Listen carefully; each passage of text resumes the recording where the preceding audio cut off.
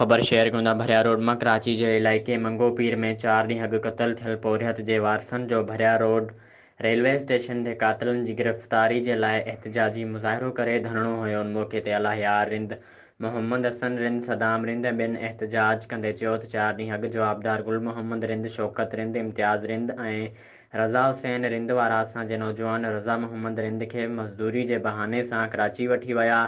संदसि खेनि स्रोटनि सां मथो फाड़े घुटारी बेदर्दी सां क़तल करे मंगू पीर जे इलाइक़े में उछलाए विया। अहिड़ी इतलाह असांखे पुलिस ॾिनो। एहतिजाज कंदड़नि ॿुधायो त मंगो पीर पुलिस हिकु जवाबदार गुल मोहम्मद रिंद खे गिरफ़्तार कयो आहे, पर ॿिया जवाबदार सरेआम घुमी रहिया आहिनि, जेके असांखे क़तल करण ऐं केस तां हथु खणण जे लाइ धमकाए रहिया आहिनि। हुननि चयो त कराची मंगो पीर जे पुलिस बासरनि क़ातिलनि खां ॻोरी रिश्वत वठी केस लोढ़णु चाहे थी। हुननि IG सिंध, DIG कराची ऐं ॿियनि खां मुतालबो कयो त जवाबदारनि खे गिरफ़्तार करे असां सां इंसाफ़ कयो वञे।